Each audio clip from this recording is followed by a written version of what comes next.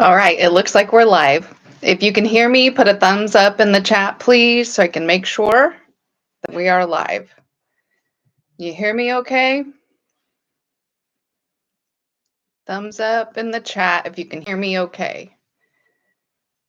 If you can't hear me, let me know. All right, it looks like in the chat, I want to give a shout out, first of all, to Nina Williams and Adra Kapoy, because when I inadvertently scheduled the Sunday stream for yesterday, uh, they were there and ready to go. So that was good. That was good. Okay. So special shout out to them. Looks like we also have JB Designs in here. I know that on a previous post that I had made, I had said, subscribers can join. Or I'm sorry, subscribers can say what we talk about. I posted that in 3 different locations, and you'll know why here in a minute. But talking about narcissism was by far the biggest thing that people ask about. I think because it's a term that's thrown around a lot. But I want to back up a little bit, explain some things. I'm involved in like 3 different spheres in YouTube. So one, and they are seemingly unrelated, but they're actually related. One, I watch a lot of content on Black Manosphere and also on ADOS and activism and things like that. And then I'm also very involved in hermetics, or what would be called metaphysics. I follow a lot of things on Hermes Trismegistus. So I have some people that might join from in here. And then also I follow a few conspiracy theories just because conspiracies can be actually true. So I follow some creators and talk with creators about conspiracy theories as well. So we're going to have, some differing views might be in the chat. I also want to make my disclaimer that I'm never trying to diagnose anybody in any of my videos. I'm just talking about generalities and things to look for and things like that. So also, hello, Adrian's in the chat as well. Hi to everybody. So I've got my disclaimer out of the way. Again, if everybody can hear me okay, can you put a thumbs up in the chat? I see some talk going on in the chat, and maybe it's not catching up as much, but want to make sure everybody can hear me.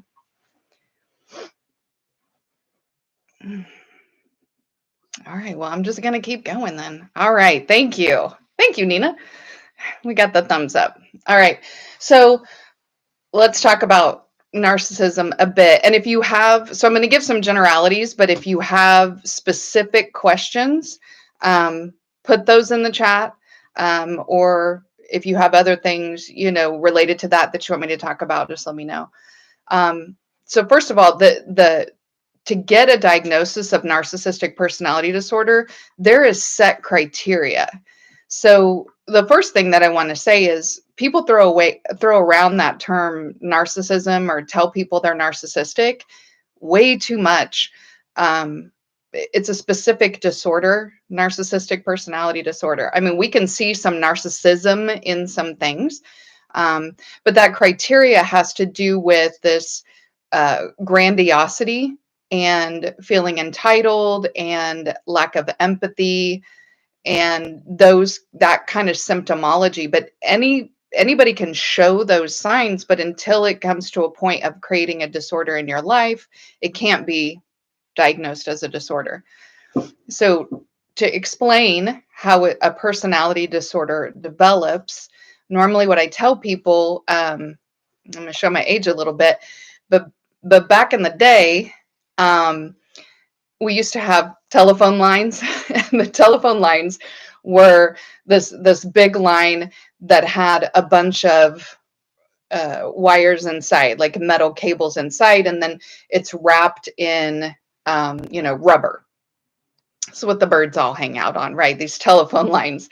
So when a personality is developing, which is from birth to age 6, it's usually set by 6, 7 years old, that it's like the telephone line is just moving along. And when trauma happens, whether it's a huge trauma that then breaks that protective sheath, or it's multiple traumas over time that breaks down that protective barrier, it's like the lines start to fray out the side of the personality. So we have this, the personality is developing, and most of it is developing appropriately, but you have these parts. And dependent upon the parts that start to fray off and they get arrested kind of at that developmental age, dependent upon the parts will depend on what the personality disorder is. So for narcissistic personality disorder, and most all of them, the disorder is something that becomes a protective mechanism. So these traumas are happening, and that void has to be filled. And so for narcissists or people with narcissistic personality disorder, what they do to calm and cope with their situation is to start to feel like, well, I'm smarter than the person that's doing this to me, or I'm better than the person that's doing this to me. I'm going to save myself and show this person. I'm, going to be this intelligent, world famous, amazing person. And we sort of escape into that fantasy of, I'm better than you. No matter what you do to me, I'm better than you. So you can see that it's a coping mechanism that kind of puts a salve on where that fray is.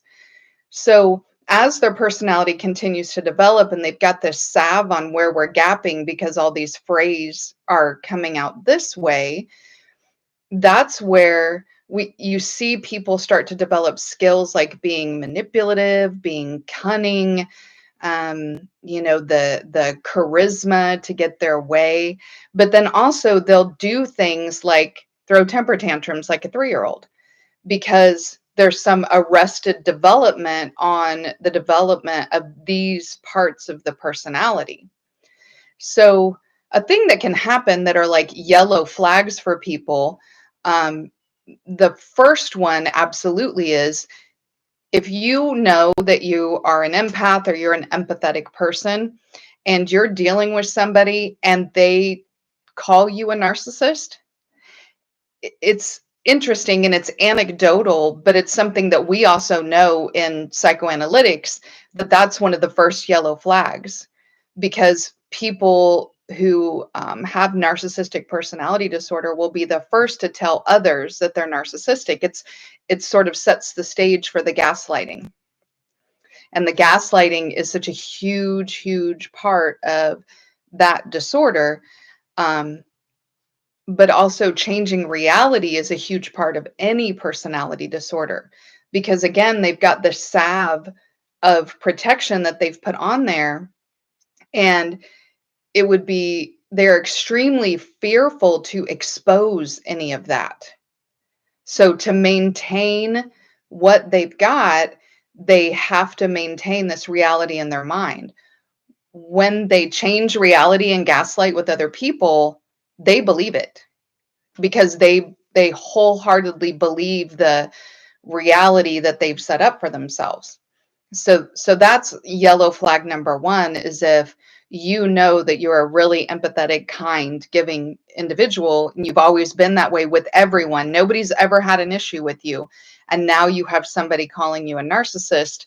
It should really perk your ears as to what they've got going on. Okay. So yes, arrested development. That's exactly where it is. Arrested development. So yellow flags were something, or red flags were something that somebody brought up. For me, when we talk about red flags, those are hard stops. Sometimes people conflate that because they're like, well, I saw some red flags, but I kept going on with this person. Then you categorize them as yellow, because red flags mean hard stop. And for me, hard stop is anything abusive. So if you're dealing with somebody that you suspect might be a narcissist, and they're being abusive to you, that's enough. You don't you don't have to prove it. You don't have to show it. You don't have to do anything. Nobody has to take abuse, verbal, physical, financial, sexual. Nobody has to. If a person's being abusive to you, that's it, full stop. Something that we have to remember about the relationship between narcissistic people and people who are empathetic is that narcissistic people are drawn to people who are empathetic. Because unfortunately, to maintain that salve, they have to have that um, like entitlement to your attention, to your love and devotion and looking up to them. Like you have to continue to validate this reality, right? And empathetic people are going to give, and they're going to give a lot of chances, and they're going to give a lot emotionally, and they're going to be really supportive. And so people who are narcissistic are attracted to people who are empathetic. And unfortunately, people who are empathetic, because they have a history of being able to be supportive and kind enough to like help people out of their issues, we end up inadvertently, through no fault of our own, taking on people as projects, sometimes thinking we can help them. The problem being, if we go back to the telephone line analogy, is it takes a lot of therapy and a lot of treatment and a lot of times medication and other treatment modalities to kind of try to rein in these frayed pieces of the personality and get them back as close to center as possible. It's like we're putting electrical tape around it. There's no way to fix it, unfortunately. The personality is set, but we can get it as close back to center as possible through a lot of treatment. It takes a lot of years, and there's a lot of failure, because if you think about their entire coping mechanism is to maintain this reality where they've got this salve, and then every time you bring up a fray and go, hey, you've got this over here, they don't see it. They're not gonna see it. They don't want to see it. And so we have all these frays over here that we one by one have to just start gently bringing back through treatment. So the right person and the right amount of love and the right amount of caring and the right amount of support is not going to fix it. So again, if you strongly suspect somebody's narcissistic and they're being emotionally abusive, that goes hand in hand, because they're gaslighting, they're manipulating, they're being cunning, they're changing reality, they're doing all of these things. You loving them enough isn't going to fix it. Treatment is going to fix it. And I think that's a hard pill to swallow, because as empathetic people, we can look at, like what I just said, all this trauma happened that frayed all your protection mechanisms and did this to your personality. And that's terrible. And I can be empathetic about that. But they need to take the steps to go get that fixed. That's the only way that's going to work. The more you give of your support and your love, trying to help them and support them and fix them, you're just reinforcing all that salve that keeps them from looking at the issues that they have. So that's kind of the background on narcissism. I know people want to talk about. I think there was some questions in the chat about if they're born that way. No, unfortunately. There's a lot of research out there that says people can be predisposed to personality disorders, but it's not neurologically based, so it's not biologic. So it's difficult to make that argument that people are predisposed. All personality disorders have to do with trauma that happens during the development of the personality. And then can they ever stop being narcissists? With a lot of therapy. And as you can imagine, when people with personality disorders come, and I'll just speak from my experience working with people, when they come into the therapy suite, they're coming to therapy because their wife is doing this, or their husband is doing this, or their mom, or there's a lot of projection of the issues, and they feel like, I just need to learn how to cope with all these people being mean to me. Or like in couples therapy, they'll come in and it's the spouse is like the problem of the couple's problems. And when you start to point these things out, they try to change reality with the therapist, and a strong therapist doesn't let that happen, right? So they quit therapy a lot, they quit treatment a lot, um, they hate their therapist, they argue, argue, argue, argue, argue. So there has to be like, first of all, some real self-realization that, man, I got a big problem going on. And then also the commitment to wanting to fix it. Then you also have to have a therapist who's highly trained in treating personality disorders and is also committed to helping the person. Okay. What other? Okay, so in Nina says, in all your years of practice, have you ever heard of one acknowledge it and get therapy and find a way to heal? Let's see.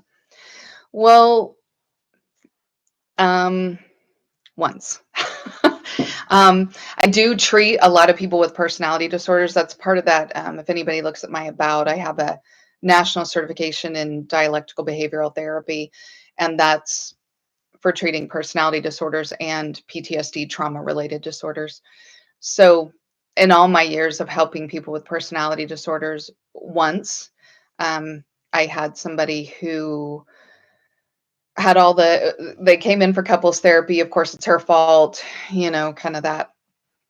Um, I do a lot of testing with people because, again, if I'm going to diagnose somebody with a personality disorder, that's a big deal. And I need a lot of numbers and proof. It's not just, oh, I think so, and oh, you meet the criteria. So I did a lot of that and went through, all the numbers with them and explained to him what a personality disorder is, and that treatment is there and those kind of things. And he was able to admit, yeah. The interesting thing about narcissists is sometimes they'll spin it in a way that like they think it does make them better than other people to be narcissistic. It's interesting. It's an interesting dynamic, but um, he was able to admit it and did therapy for a while, did a little bit of healing. Um, but after a while, when we got to those deeper, deeper, deeper issues that are really painful, that salve is just it's too much of a crutch. I mean, going through that kind of therapy is hard and painful. I mean, who wants to relive their trauma and process it and go through it? And essentially when we're processing, we're putting it in a different part of the brain. We're taking the trauma from the reptilian brain and we're putting it into the higher level thinking brain, the neocortex. And because that's where we can rationalize and reason with it. When it's down in the reptilian brain, we can't think it, so we have to process it and move it to a different place, neurologically in the brain. Let's see. Oh, you're welcome. um, let's see. Does anybody so I see JB Designs is asking a couple questions that's not about narcissism. So, I don't have any problem going off of that. But I just want to make sure I've hit on what people really wanted to know about narcissism. Okay, so Adrian Hicks asked, what's the difference between narcissism and being conceited? So the thing about being conceited is about your own, your self-awareness, your own self-view. So conceited would have much more to do with your ego. So, which if you guys have watched any of my other content, you would see, the shadow work stuff. So in our psyche, so this would be in our mind, not necessarily how we filter information. Anything that's a disorder has to do with how we filter information, like how we receive outside information, and then how we process it and then respond to it. When we talk about ego, the ego and the shadow self, Freud also talked about the id, the ego, and the superego. Jung and Freud invented psychoanalytics, like said, hey, we all have a mind. Before that, people didn't really realize, which is interesting. Um, so the way they talked about was your ego is your mask. That's what you want to present to the world. In this day and age, what we've got on social media is literally pictures and videos of people's ego. This is how they want to be perceived by other people. The shadow is like the flip side of that. So if you think of like an infinity symbol, the mask is what's on the outside, the shadow is what's on the inside. So that shadow on the inside is where our insecurities are, where our fears are, where our previous traumas are, the things we don't want people to know about us, our poor qualities, things like if we feel lazy or if we're attention seeking or, those kind of things, those stay hidden because we don't want people to see them. So the thing about the ego and the shadow is this is a balance. It's a teeter-totter. So the bigger the shadow, the more trauma and insecurity that's on the inside, then the ego has to offset. So at times, people can have these huge insecurities on the inside. They will compensate on the outside. So that's where we get terms like conceited, where because they want so bad to be this mask, this person, their ego that they have on the outside, that becomes kind of their personality, right? It becomes everything they're focused on. And it's all to hide the insecurity on the inside. What's interesting about narcissists is, again, because that came from trauma and the salve is I'm better than you, I'm smarter than you. It's because they were made to feel not good, not smart, not worthy, not that's why they choose the salve that they do, and that's why those fray. But instead of having this equal ego and shadow, which is healthy, the equal ego and shadow is healthy, they're more like in Men in Black, where the alien, his face came open and there was the little tiny squishy guy inside. That personality disorder is more like that. There's this little tiny insecure squishy guy who's calling on all the shots in this big giant avatar. So hopefully that makes sense. Conceited is more about ego and not about personality. People can be conceited and kind of act like a butt, because all they care about is themselves, but that doesn't necessarily make them unempathetic or entitled. Okay. The squishy guy, yes. Okay. So, the subscriber's choice, that was posted, and I had said, people can comment on it, and that's what we'll talk about. But it does look like there was a couple questions from JB Designs that weren't necessarily part of that. So I'm going to look.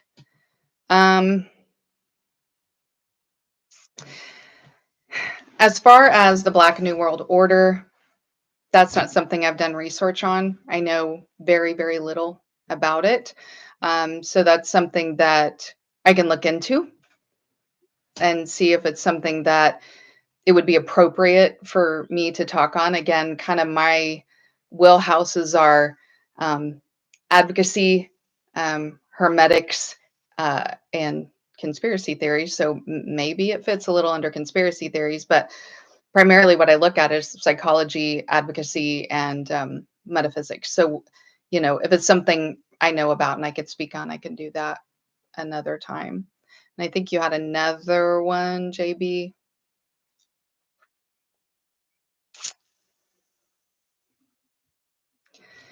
Well, I mean, I do. So he says, in your research of the Black man's plight and the Black manosphere, why do you believe may be the ultimate solution to the ails of Black men? I don't think that's for me to say. And obviously, if there was an easy solution, Black men would have done that a long time ago. Um, I'm just here to offer information. I don't have the answers to anything. I think Black people are more than capable of addressing their situations and what they have going on. Oh, okay. You meant what do I believe? Yeah. I think the thing is, for me, um, I more want to point out things because of indoctrination, you know, especially those of us who went to public schools and things like that. And we're told false histories. A great book is Lies My Teacher Told Me. And it goes through and talks about things that we were all taught in public school out of textbooks and what the actual history states with, with the receipts. It's interesting. So there's a lot of indoctrination. And so I'm more about, pointing out inaccuracies and indoctrination and oppression and things like that wherever it lies, be it racially or religious or gender. I mean, it could be a multiple of things. Again, um, my videos are not, or my expertise is not solely on the Black Manosphere. That's just, I enjoy that content and I learn a lot. So, all right.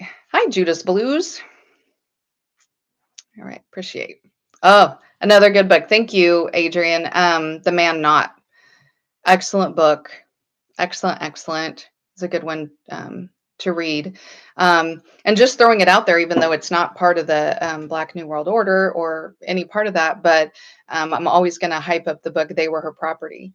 Again, because I'm focusing more on indoctrination. And it talks about the white woman's role in um, slavery and the slave trade uh, in North America, in the United States, what would become the United States. So, because there's a perspective that we're given that, white women were just these unwitting and unwilling accomplices to the evil white man's want of to own and enslave people. And she was a willing participant. And at times their laws had to be made because of the violence that the white women were enacting. So that's a book that really goes against what we've been taught or the way that we've been taught. So that's a great book too. Oh, my thoughts on numerology. Um, I like it. I'm not good at it, that it isn't something that I can do. Um, but I think it's interesting. I would never say it's not interesting, but it's those things, much like anything else where you get into metaphysics, where it can be informative, but it's all in your perception and we are all in charge of our own lives. It's the same with like astrological signs. You know, you could say, I'm a Leo, and then somebody's like, oh, you're egotistical then. Well, that's not necessarily true. It no anything in metaphysics gets to dictate who you are or things about you, but it could be informative. You might learn something about yourself, and that's kind of the whole point, is for people to become self-aware and do the best they can, like do better and be better and grow. That's the whole point. So, I mean, I like it. It's interesting. I just don't know a ton about it. All right. No, totally fine, JB. Totally fine. Um, I had no problem answering your questions. I think they were all appropriate questions, so I appreciate it. So, something I wanted to do before we ended, I was going to try to keep this right at 30 minutes, and we're getting close. So, I wanted to talk about the Patreon.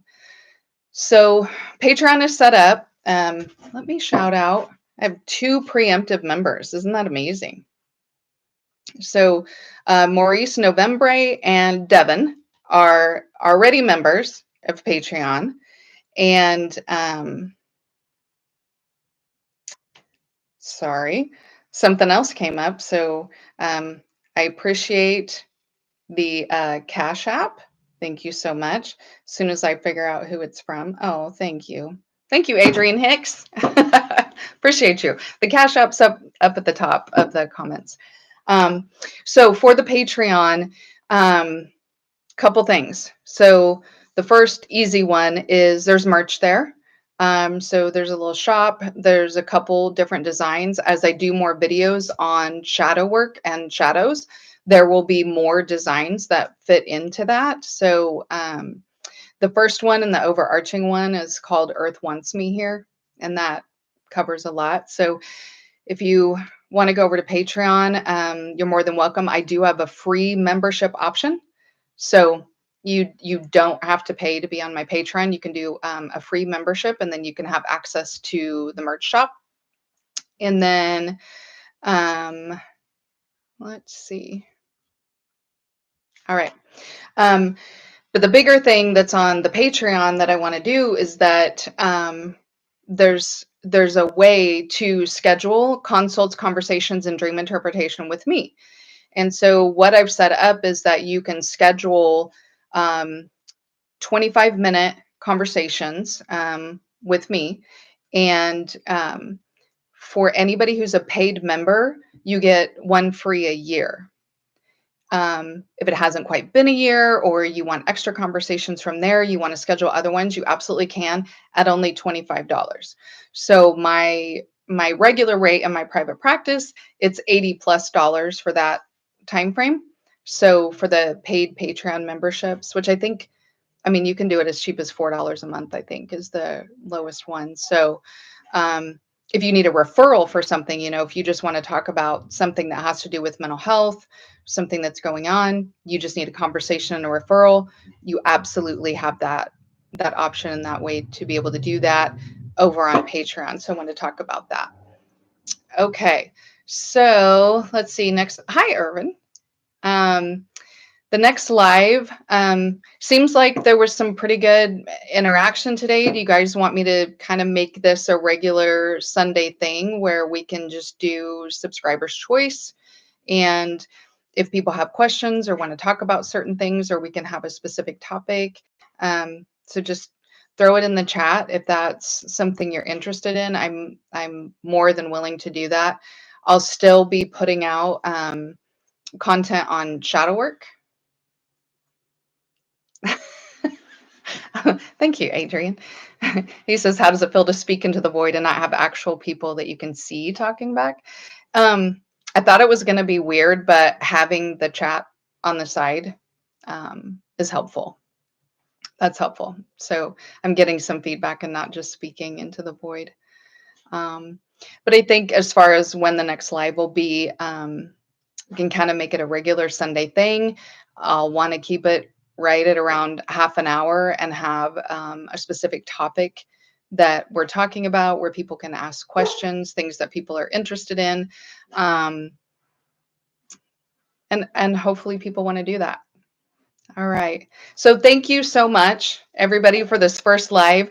Thank you again to the people who showed up yesterday, because I inadvertently scheduled the Sunday live for Saturday. And there were people in there ready to go, unfortunately. And I respect people's time, and I feel bad about that, but I'm so glad that people showed up again. Thank you. Adric was there, ready. I ought to make him a mod once I get my stream system set up. Anyway, I appreciate everybody coming in. I hope you all have a great Sunday, and I'll see you next week. Bye.